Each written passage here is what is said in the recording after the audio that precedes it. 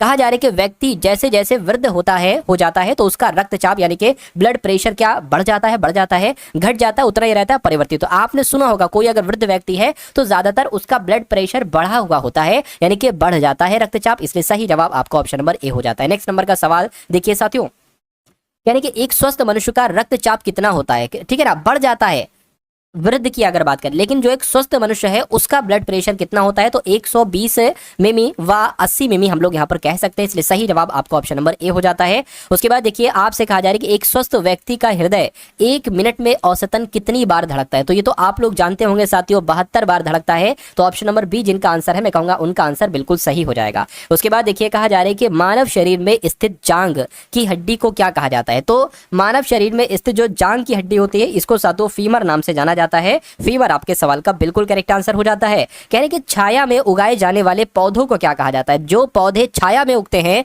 उनको पता क्या कहा जाता है साथियों, साइकोफाइट्स पौधे कहा जाता है। आपसे ये भी पूछा जा सकता है कि साइकोफाइट्स पौधे किसे कहा जाता है, तो जो पौधे छाया में उगाए जाते हैं उनको कहा जाता है। उसके बाद देखिए कहा जा रहा है कि लाल रक्त कोशिकाओं यानी कि आरबीसी का निर्माण हमारे शरीर में कहां पर होता है, किस भाग में होता है, तो इसका जो निर्माण है वो हमारे अस्थि मज्जा में होता है। तो अस्थि मज्जा आपके सवाल का बिल्कुल करेक्ट आंसर है।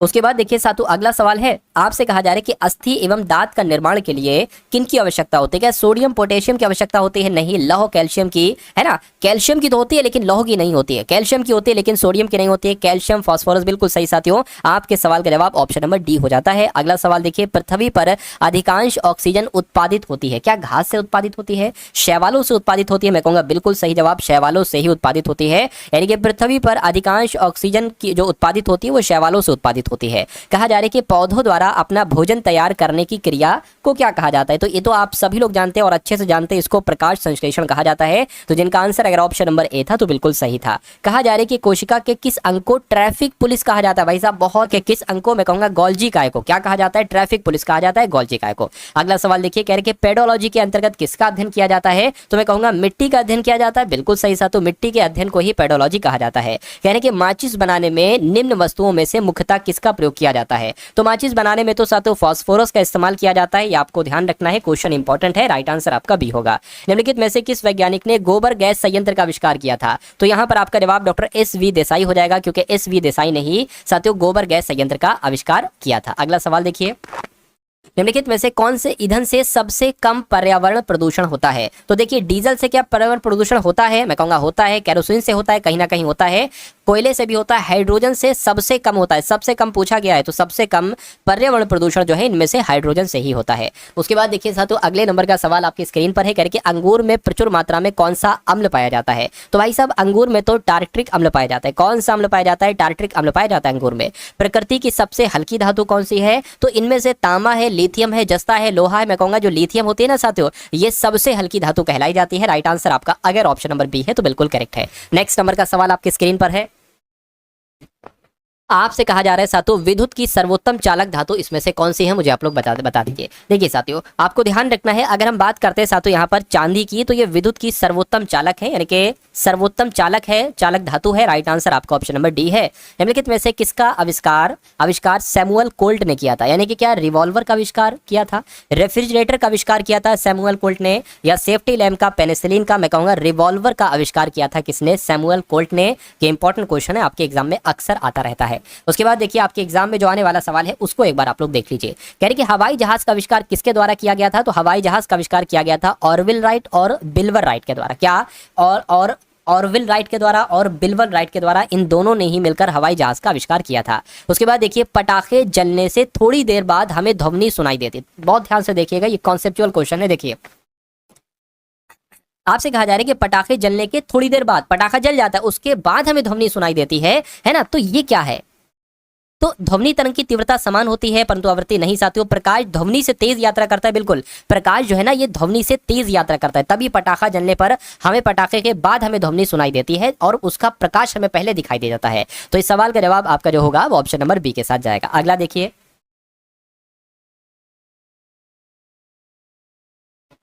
चलिए साथियों कहा जा रहा है कि न्यूटन का कौन सा नियम बल की परिमाणात्मक परिभाषा देता है, तो कौन सा आपका जवाब होगा, गति का जो दूसरा नियम है ना साथियों, यही बल की परिमाणात्मक परिभाषा देता है। ये सवाल आपके एग्जाम में पूछा जाता है। यानी कि ज्योति फ्लक्स का एसआई मात्रक क्या है? इनमें से मैं कहूंगा ल्यूमेन की अगर बात करें तो यही ल्यूमेन ही ज्योति फ्लक्स का एसआई मात्रक कहलाया जाता है।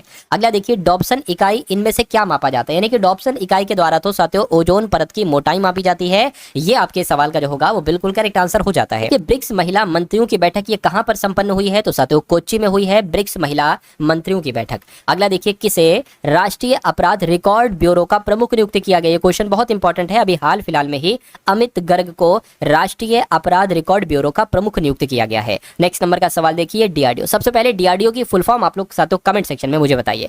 डीआरडीओ ने Pinaka long range guided rocket का सफलतापूर्वक परीक्षण जो किया है वो परीक्षण कहां पर किया है? मैं कहूंगा ओडिशा में किया है। तो ओडिशा आपके सवाल का जवाब हो जाता है। किस राज्य सरकार ने शिक्षकों के लिए गुरु दक्षिणा नामक कैशलेस चिकित्सा योजना शुरू की है? तो इस नाम की चिकित्सा योजना की अगर बात करते हैं ये उत्तर प्रदेश के द्वारा शुरू की गई है। यानी कि उत्तर प्रदेश राज्य ने शिक्षकों के लिए गुरु दक्षिणा नामक कैशलेस चिकित्सा योजना शुरू की है। ये क्वेश्चन इंपॉर्टेंट था, आप लोग को याद रखना चाहिए। अगला देखिए, कह रहे कि कौन 18 मीटर ड्राफ्ट क्षमता वाला भारत का दूसरा प्रमुख बंदरगाह बना है? तो आपका जवाब साथियों यहां पर हो जाएगा कामराजार पोर्ट। कौन सा बंदरगाह साथियों? कामराजार पोर्ट आपके सवाल का बिल्कुल सही जवाब होगा। यानी कि 18 मीटर ड्राफ्ट क्षमता वाला भारत का दूसरा प्रमुख बंदरगाह जो बना है वो कामराजार पोर्ट बन चुका है। यानी कि जारी टाइम आउट के हैप्पी सिटी इंडेक्स 2026 में कौन शीर्ष पर रहा है? तो अगर हम बात करते हैं हैप्पी सिटी की तो लंदन साथियों पहले नंबर पर यहां पर रहा है। हैप्पी सिटी के रूप में लंदन उभर कर आया है। अगला देखिए, भारत और किस देश के बीच यूरेनियम डील हुई है? तो आपको मालूम होना चाहिए, अभी हाल फिलहाल की ही बात है कि भारत और ऑस्ट्रेलिया देश के बीच यूरेनियम डील हुई है। आंसर आपका ऑप्शन नंबर सी होगा। अब इसरो की भी एक बार फुल फॉर्म आप लोग यहां पर मुझे बता देंगे साथियों। इसरो ने कहा गगनयान पैराशूट एयर ड्रॉप का सफलतापूर्वक परीक्षण किया है? तो आपको ध्यान रखना चाहिए साथियों, इसरो ने मध्य प्रदेश में गगनयान पैराशूट एयर ड्रॉप का सफलतापूर्वक परीक्षण किया है। उसके बाद देखिए साथियों, सरकारी स्कूलों को आधुनिक बनाने के लिए मिशन कायाकल्प कहां शुरू किया गया है? तो मिशन कायाकल्प की अगर बात करते हैं साथियों तो ये दिल्ली में शुरू किया गया है। मिशन कायाकल्प ये सरकारी स्कूलों को आधुनिक बनाया जा रहा है, मॉडर्न बनाया जा रहा है, इसलिए मिशन कायाकल्प दिल्ली में शुरू किया गया है। किसे हैदराबाद में स्थित प्रतिष्ठित सरदार वल्लभ भाई पटेल नेशनल पुलिस एकेडमी का नया डायरेक्टर नियुक्त किया गया है? तो इनका नाम है सुजीत पांडे और सुजीत पांडे को ही सरदार वल्लभ भाई पटेल नेशनल पुलिस एकेडमी के नए डायरेक्टर के रूप में नियुक्त किया गया है। किस राज्य सरकार ने अनुसूचित जाति के छात्रों के लिए पोस्ट मैट्रिक छात्रवृत्ति शुरू की है? तो आपका जवाब जो होना चाहिए वो पंजाब होना चाहिए, क्योंकि अभी हाल फिलहाल में ही पंजाब राज्य सरकार ने अनुसूचित जाति के छात्रों के लिए पोस्ट मैट्रिक छात्रवृत्ति शुरू की है पंजाब ने। अगला सवाल देखिए, जम्मू कश्मीर से अरेको चेरी और सेंट्रोज बेर की पहली खेप किस देश को निर्यात की गई है? तो किस देश को निर्यात की गई है? मैं कहूंगा संयुक्त अरब अमीरात को निर्यात की गई है। बात आप लोग ध्यान रखेंगे साथियों, ये बहुत शानदार सवाल हैं, आपकी परीक्षा में आने वाले सवाल हैं, इसलिए इनको बहुत अच्छे तरीके से आप लोग देखिएगा। यानी कि किस राज्य के मलिहाबादी आम को जीआई टैग दिया गया है? तो आपका जवाब जो जाएगा वो उत्तर प्रदेश के साथ जाएगा, क्योंकि उत्तर प्रदेश राज्य के मलिहाबादी आम को जीआई टैग दिया गया। आंसर आपका भी होगा।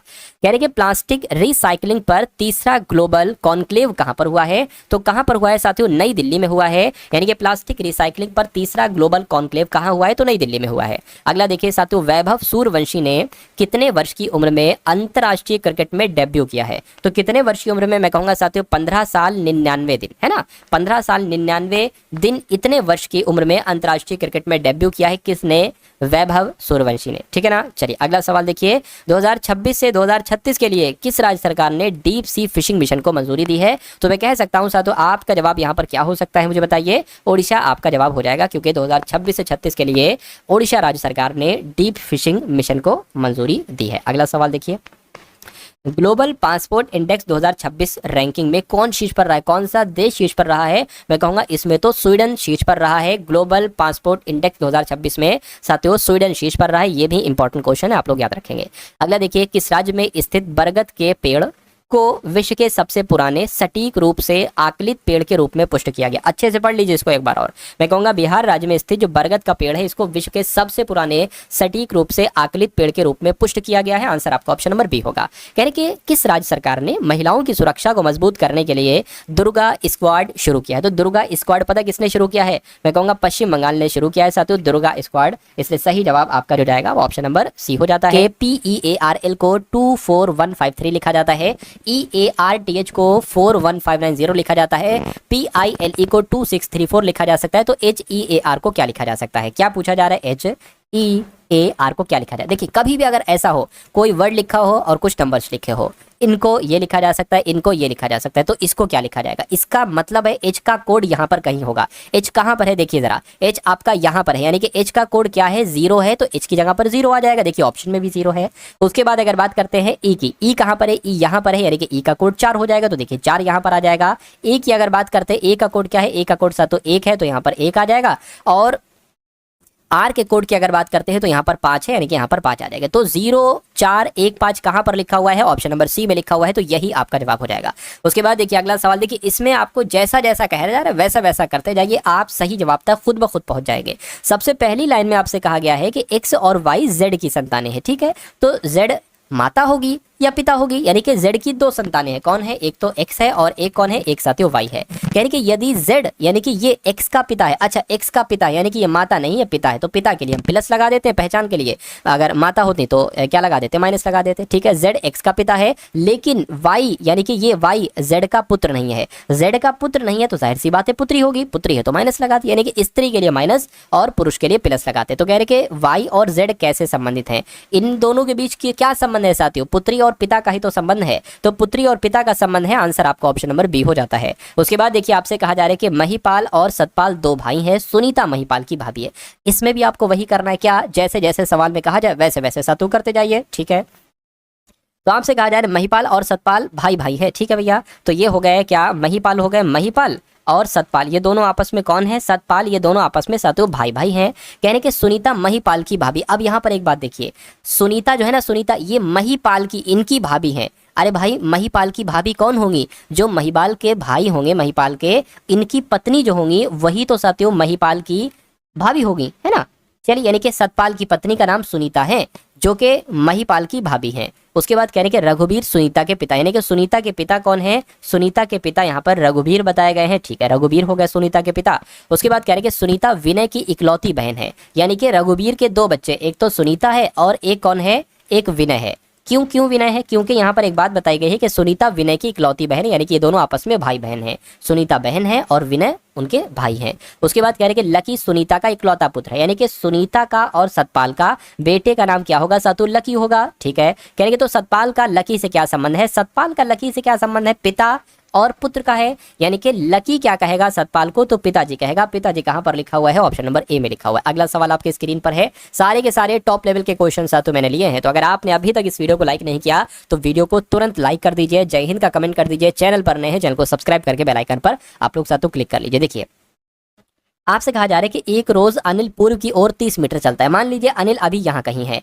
पूर्व की ओर चला 30 मीटर, हमने 30 मीटर चला दिया, ठीक है। अब ये नहीं लिखें, क्यों नहीं लिखें? क्योंकि ऐसा हमसे आंसर नहीं पूछा गया है कि इसकी उसकी दूरी कितनी है, सिर्फ हमसे दिशा पूछी जा रही है और दिशा ही ऑप्शन में दी गई है। तो सबसे पहले पूर्व की तरफ 30 मीटर चलता है, उसके बाद वो बाईं मुड़ता है यानी कि उल्टे हाथ पर मुड़ता है और 28 मीटर चलता है। उसके बाद दाईं ओर मुड़ता है और 32 मीटर चलता है, 32 चल गया। उसके बाद बाईं ओर मुड़ता है और 25 मीटर चल गया, 25 मीटर चल गया बाईं मुड़ के। उसके बाद फिर दाईं ओर मुड़कर 31 मीटर चलता है, ठीक है, चला दिया। अंत में दाएं मुड़कर 35 मीटर चलता है, 35 मीटर चला दिया। करके अब वो किस दिशा में जा रहे? तो आप बताइए वो किस दिशा में? भाई साहब वो तो दक्षिण दिशा में है ना, क्योंकि आपको दिशाएं पता है, ये पूर्व होती है, ये उत्तर होती है, ये पश्चिम होती है और ये सातों दक्षिण होती है। नीचे दक्षिण है ना, तो नीचे आ रहा है तो दक्षिण दिशा में जा रहा है, यानी कि दक्षिण आपके सवाल का बिल्कुल सही और सटीक जवाब हो जाएगा। अगला देखिए,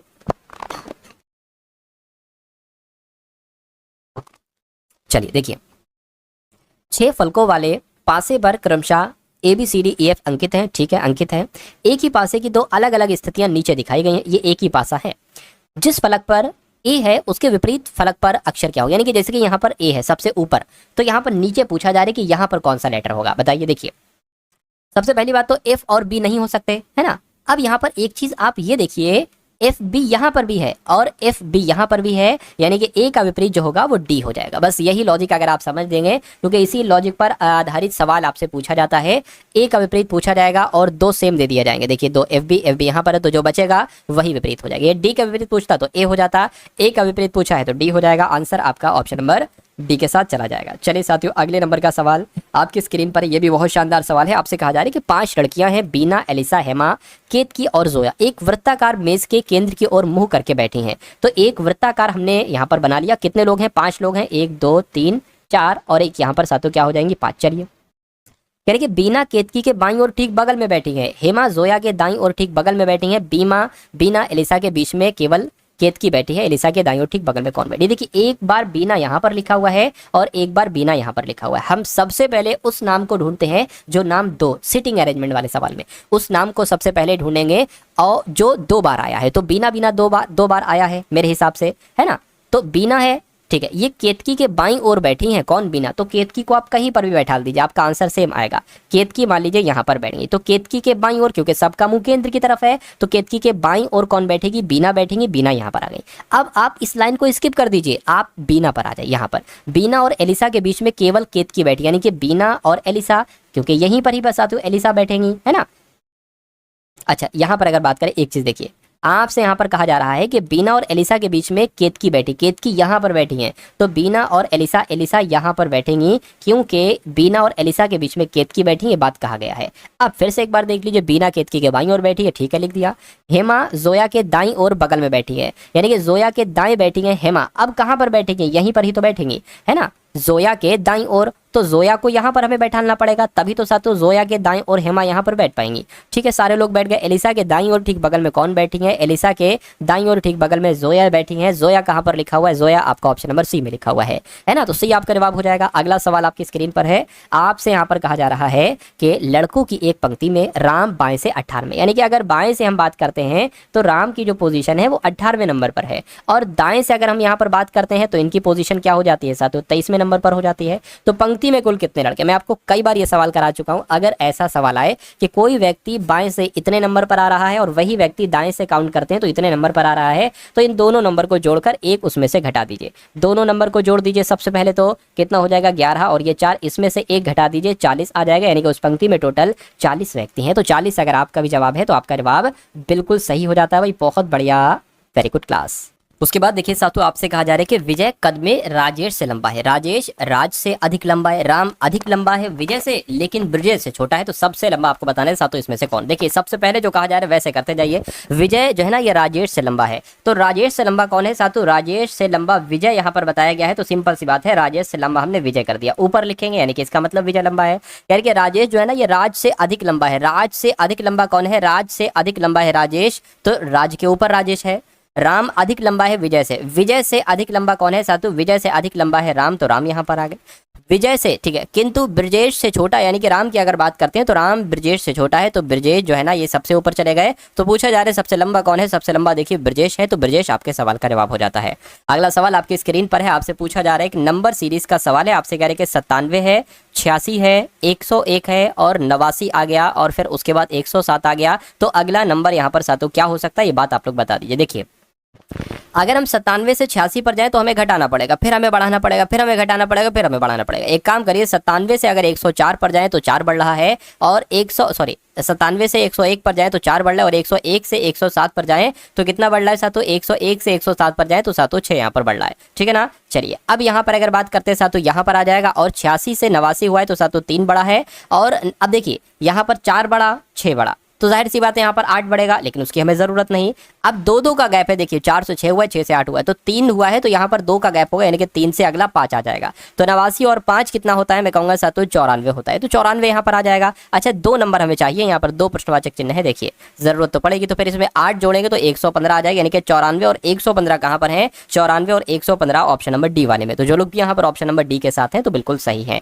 अगला सवाल आपकी स्क्रीन पर है। देखिए, सवाल को आपसे पूछा जा रहा है कि 6, 216, 180, 8, 512, 448, 10, 1000, तो यहाँ पर कौन सा नंबर आएगा? बस ये बात आपको बताना। देखिए, मुझे सबसे पहले यहाँ पर अगर हम लोग बात करते हैं तो ये 6 का क्यूब है, ये 216 जो है ना ये 6 का क्यूब है, ये 8 का क्यूब है, और ये 10 का क्यूब है, लेकिन यहाँ पर नंबर कैसे निकाल पाएंगे? 180 कैसे आया है ना? ये 180 साथियों कैसे आए? एक काम करिए साथियों, देखिए अगर हम यहाँ से 216 में से 6 का स्क्वायर घटाते हैं 36, तो देखिए पता क्या आता है? देखिए 216 में से अगर 36 घटाते हैं 0 आ गया, और यहाँ पर साथियों 18, देखिए वही 180 आ गया। 512 में से 8 का क्यूब है, ये 8 का स्क्वायर इसमें से घटाना, यानी कि 512 में से 8 का स्क्वायर 64 होता है, 64 घटा दीजिए, 12 में से 4 जाएगा, 8 बचेगा, अब ये 50 हो गए, ये 448 आ गया। देखिए वही 448 है, यानी कि अब हमें 1000 में से 10 का स्क्वायर यानी कि 100 घटाना है, तो कितना आ जाएगा साथियों, 900 आ जाएगा। 900 कहाँ पर है, ऑप्शन नंबर सी वाले में। तो जिनका आंसर जो लोग ऑप्शन नंबर सी के साथ है तो बिल्कुल सही है। उसके बाद देखिए अगला सवाल है, इसके बाद वाला ये वाला सवाल साथियों बहुत इंपॉर्टेंट है। आपसे कहा जा रहा है कि कथन आपके सामने है, आपके सामने निष्कर्ष है, सभी पुस्तकें प्लास्टिक हैं। तो जितना कहा जा रहा है उतना करते जाइए साथियों। अगर पुस्तकों की अगर हम बात करते हैं तो सभी पुस्तकें क्या हैं, ये सभी के सभी पुस्तकें साथियों प्लास्टिक हैं। ठीक है, सभी पुस्तकें यहाँ पर प्लास्टिक बन गई। कुछ प्लास्टिक कप है तो इतने मान लेते हैं साथियों, प्लास्टिक क्या हो जाएंगे, कप हो जाएंगे, इतने प्लास्टिक कप हैं। सभी कप गिलास हैं, ये सारे के सारे कप जो है ना साथियों, ये सारे के सारे कप क्या है, ये सारे के सारे कप साथियों जो है ना वो गिलास है। अब निष्कर्ष आपको बताना है कौन सा सही है और कौन सा यहाँ पर गलत है। 3 निष्कर्ष हैं। आपसे कहा जा रहा है कुछ प्लास्टिक पुस्तकें हैं, कुछ प्लास्टिक पुस्तकें हैं। भाई साहब कुछ प्लास्टिक पुस्तकें, बिल्कुल कुछ प्लास्टिक पुस्तकें, ये बात तो बिल्कुल सही है। सभी प्लास्टिक कप है, सभी प्लास्टिक कप नहीं है, कुछ प्लास्टिक कप है। देखिए इतने प्लास्टिक कप हो जाएंगे, तो ये तो गलत हो जाएगा क्योंकि सभी प्लास्टिक का बता रहे हैं कप है ना, गलत है। कुछ कप गिलास है, कुछ कप गिलास है, बिल्कुल सर। तो इतने कप जो है ना ये गिलास है, तो ये भी बिल्कुल सही हो जाएगा। यानी कि पहला और तीसरा बिल्कुल सही है, ये आपको ध्यान रखना है। इस टाइप से ऑप्शन में होगा, है ना, पहला सही दूसरा सही, पहला और तीसरा सही, ऐसे करके तो ये वाला आप लोग लगा देंगे, पहला और तीसरा सही है। खैर अगले नंबर का सवाल है, आपसे पूछा जा रहा है कि निम्नलिखित वेन आरेख में जो षटभुज है ये कप्तानों को दर्शाता है। षटभुज देखिए ये है 6 भुजाओं वाला, 1 2 3 4 5 6। तो इसमें जितने नंबर आ रहे हैं षटभुज में, ये किसको दर्शा रहा है, ये कप्तान साहब को दर्शा रहा है, कप्तानों को दर्शा रहा है। यानी कि त्रिभुज लड़कियों को दर्शा रहा है। त्रिभुज कहां पर है, त्रिभुज ये वाला है, ये ट्रायंगल। ट्रायंगल में जितने नंबर आ रहे हैं ये सब लड़कियां हैं, ऐसे हम लोग यहाँ पर मान सकते हैं। कहेंगे आयत टॉपर्स को दर्शाता है, ये जो आयत है ये वाला, इसमें जितने नंबर आ रहे हैं ये सारे के सारे नंबर जो है ना वो टॉपर्स की श्रेणी में आते हैं। यानी कि वृत्त की अगर बात करती है, सामाजिक कार्यकर्ता को दर्शाता है। वृत्त में जितने नंबर हैं ये कौन है साथियों, ये सामाजिक कार्यकर्ता है। ठीक है, कहा जा रहा है कि दी गई श्रेणी में व्यक्तियों की संख्या प्रतिनिधित्व करती है। यानी कि सवाल ये आपसे सामने लिखा, कितनी लड़कियों की बात की गई, यानी कि वो नंबर जो होगा वो ट्रायंगल में से होगा। कितनी लड़कियां, टॉपर और कप्तान भी है। टॉपर का कौन सा है, टॉपर वाला ये वाला है ना, टॉपर वाला ये वाला है। और कप्तान की अगर बात करते हैं, कप्तान वाला सातु ये वाला है ना। तो मैं कहूंगा सातु मुझे एक नंबर ऐसा मिल रहा है ना। अच्छा कितनी लड़कियां, तो मैं कह सकता हूं सातु देखिए एक तो आपका जो हो रहा है ना, अब देखिए एक ऐसा नंबर आपको चूज करना है। कप्तान वाले का भी मैं बना लेता हूं, एक सेकंड रुकिए, ये है ना ऐसे करके इतने। अब मुझे बताइए साथियों, अब मुझे यानी कि इसमें से ऐसे कितने नंबर हैं जो कि कहीं ना कहीं एक तरीके से साथियों देखिए, एक तो 8 नंबर हो जाएगा ये वाला और एक 5 नंबर हो जाएगा। ये दोनों नंबर की अगर बात करें तो ये लड़कियों के अंतर्गत आ रहे हैं, टॉपर्स के भी अंतर्गत आ रहे हैं और कप्तानों के अंतर्गत भी आ रहे हैं। यानी कि 8 और 5 ये 2 नंबर है, तो ये तो 13 बन जाएगा। यानी कि कितनी लड़कियां, मैं कहूंगा 13 लड़कियां टॉपर और कप्तान भी हैं। ये आपके सवाल का बिल्कुल सही और सटीक जवाब हो जाता है। अगला सवाल आपकी स्क्रीन पर है, देखिए सवाल को। इसमें थोड़ी सी मिस्टेक थी साथियों सवाल में, इसलिए मैंने इसको यहाँ पर लिखवा लिया। यानी देखिए प्लस का मतलब भाग, यानी कि जहां पर आपको प्लस देखने को मिले भाग रखना, भाग देखे तो प्लस रख देना। अब देखिए ये क्या लिखा हुआ है, 36 और 16 और 24 और 8 और 180। इसको कैलकुलेट करके बताना है साथियों क्या आ सकता है। देखिए ये प्लस है तो प्लस की जगह पर क्या लिखना है, भाग लिखना है, तो ये भाग आ जाएगा। भाग है, भाग की जगह पर प्लस लिखना है, प्लस आ जाएगा। माइनस की जगह पर गुणा है और गुणा की जगह पर माइनस है। इसको कैलकुलेट करके बताना है आपका आंसर क्या हो सकता है। ठीक है ना, चलिए साथ तो कोई दिक्कत नहीं, इसको हम लोग यहाँ पर सॉल्व करने की कोशिश करते हैं। देखिए सबसे पहले भाग है तो इसको सॉल्व कर लेते हैं।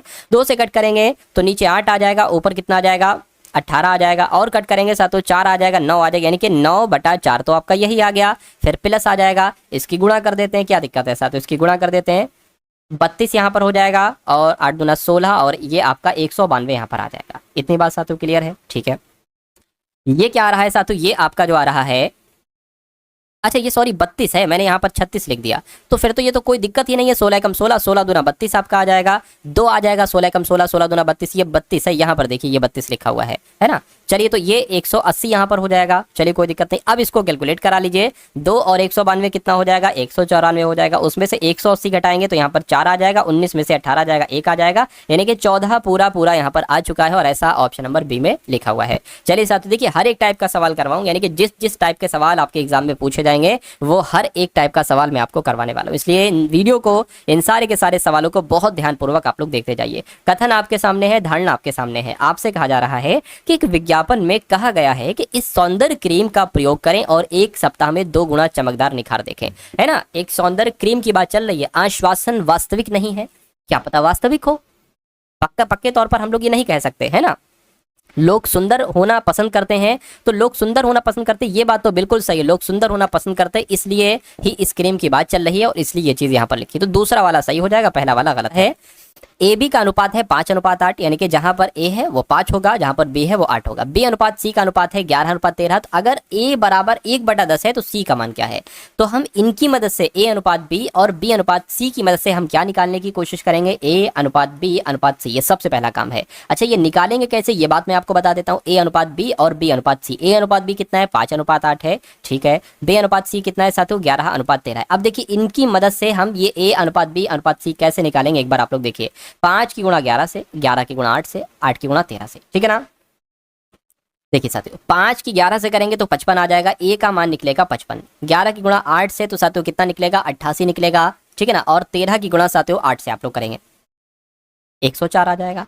तो कुल मिला के ये तो हमें निकल आया साथियों कितना? ए अनुपात बी अनुपात सी। अच्छा, यहाँ पर कह रहे कि ए का मान 110 है, यानी कि हमने निकाला है 55, ये कह रहे हैं 110। तो सिंपल सी बात है, सिर्फ और सिर्फ 2 से ही तो गुणा कराई गई है, यानी कि 55 दूना 110 ही तो होता है। तो सी का मान पूछा गया है, इसकी भी गुणा हम 2 से करा देंगे तो कितना हो जाएगा? 208 हो जाएगा। तो 208 कहां पर है? 208 आपका ऑप्शन नंबर सी वाले में है। अगर बी का मान आपसे पूछा जाता तो इसकी भी गुणा 2 से करा देते, आंसर आपका आ जाता, ठीक है ना। अगले नंबर का सवाल आपकी स्क्रीन पर है। आपसे कहा जा रहा है कि यदि किसी वर्ग की भुजा को 20% बढ़ा दिया जाए तो उसके परिमाप में वृद्धि प्रतिशत साथियों क्या हो सकती है? अब देखिए सिंपल सी बात है, यहाँ पर सिर्फ हमें एक नंबर दे रखा है और पूरे सवाल को सॉल्व करना है। कभी भी अगर किसी भी चीज में, यहाँ पर तो खैर वर्ग के भुजा की बात की गई है कि इतना बढ़ाया गया है, किसी को भी कितने प्रतिशत बढ़ाया जाए और बाद में पूछा जाए कि उसके इसमें कितने प्रतिशत की वृद्धि हुई है, तो एक सूत्र आप लगा दीजिए, x plus y plus x गुणा वाई अपॉन 100। इसमें आप x का मान भी 20% मानेंगे और y का मान भी 20% मानेंगे, तो 20 प्लस 20 हो जाएगा और प्लस आपका 20 गुणा 20 हो जाएगा, अपॉन में 100 आ जाएगा। ये 0 से ये 0, ये 0 से ये 0 हो गया, 2 दूना 4 आपका आ जाएगा और 20 और 20 40 आ जाएगा, यानी कि 40 और 4 तो यहाँ पर कुल मिला के 44 हो रहा है। तो मैं आपसे ये कह सकता हूँ, यदि किसी वर्ग की भुजा को 20% बढ़ा दिया जाता है तो उसके परिमाप में वृद्धि प्रतिशत जो होगी वो 44% की होगी और यही आपका जवाब हो जाएगा।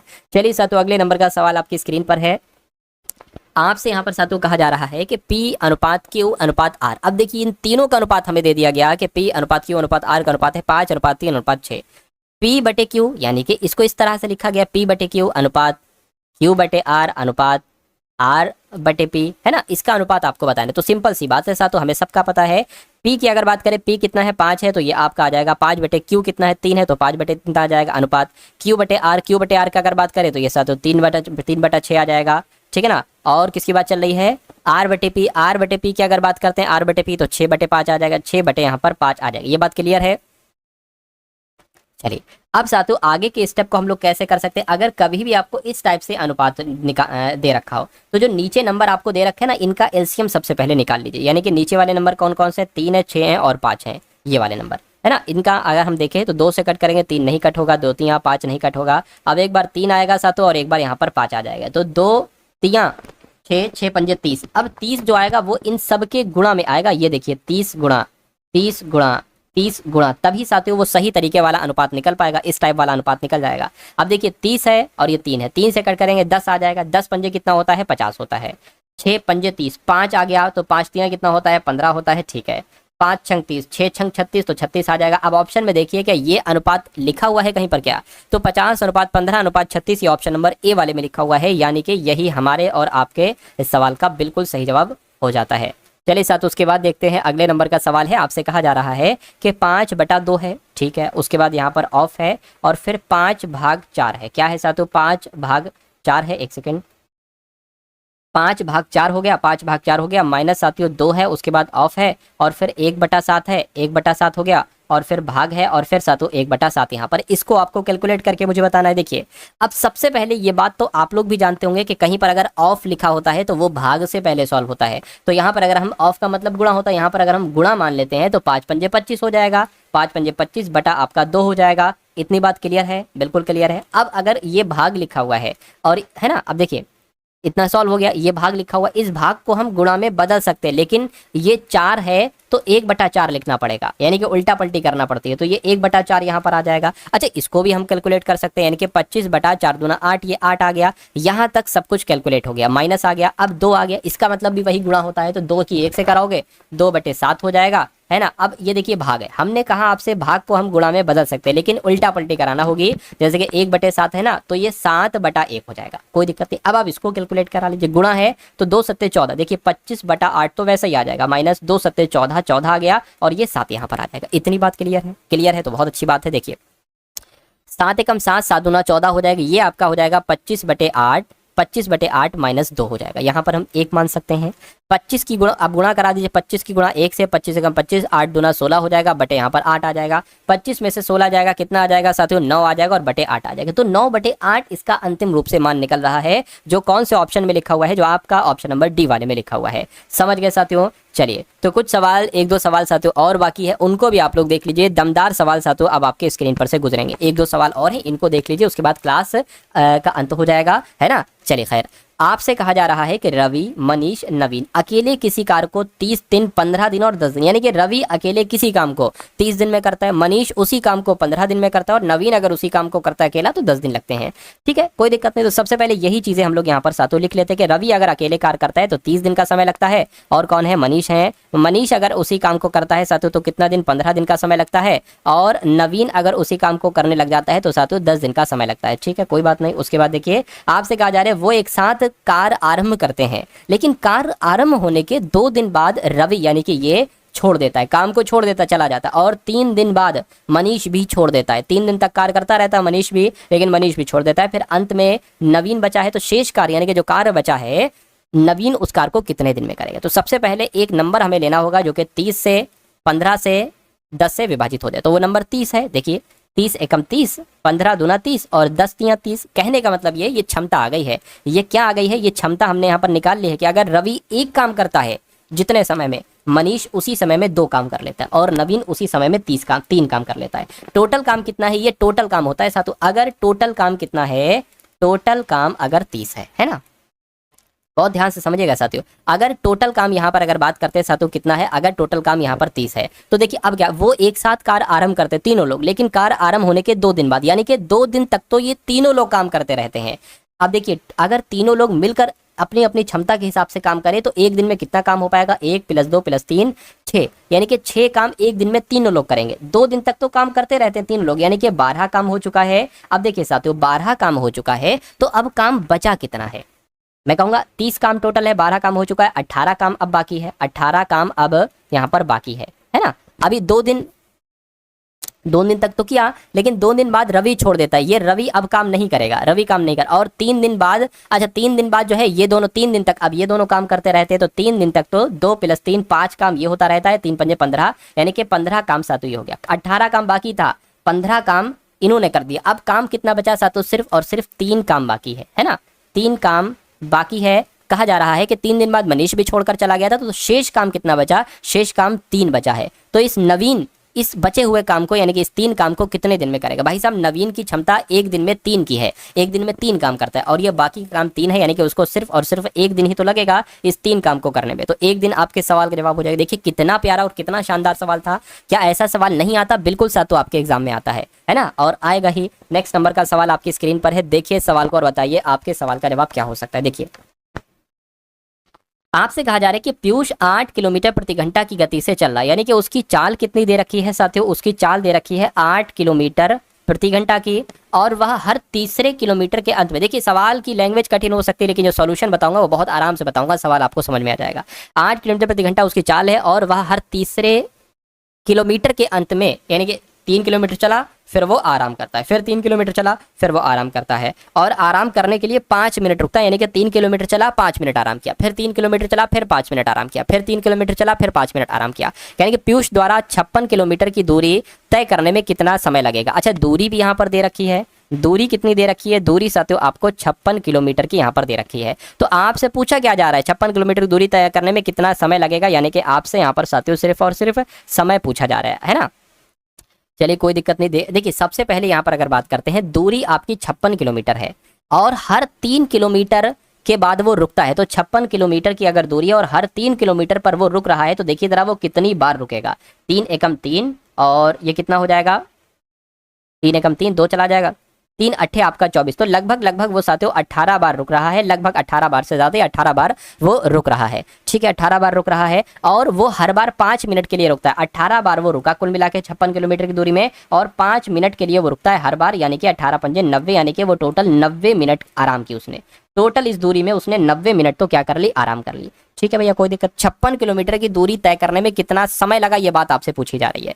अब देखिए कितना समय लगा। अब यहाँ पर अगर बात करते साथियों, देखिए यहाँ से हम एक समय निकाल सकते हैं कि भैया दूरी अगर ये है और चाल अगर ये है, तो साथियों समय निकालना बहुत आसानी हो जाएगी। 8 है ना, कितना आ जाएगा, 8 सत्ते आपका 56 हो जाएगी, यानी कि समय जो निकला है वो 7 घंटे निकला है। 7 घंटे तो वो चला है, लेकिन वो 90 मिनट उसने आराम भी की है, 90 मिनट उसने आराम भी की है। तो मैं कहूँगा साथियों क्या ये तो 1.5 घंटा हो जाएगा, 90 मिनट 1.5 घंटा हो जाएगा, यानी कि 8 और 8.5 घंटे हम लोग कह सकते हैं, यानी कि 8 घंटे 30 मिनट यहाँ पर साथियों हम लोग कह सकते हैं। तो कुल मिला के उसको जो समय लगा है ना, टोटल 7 घंटे तो उसको इनकी मदद से हमने निकाल दी कि भैया जो है वो उसको समय लगा, लेकिन वो रुका भी तो है, आराम भी तो उसने की है, वो भी तो उसमें ऐड होगा। 90 मिनट साथियों वो उसने आराम की है, 5-5 मिनट हर 3 किलोमीटर के बाद रुक कर साथियों, तो कुल मिला के 8.5।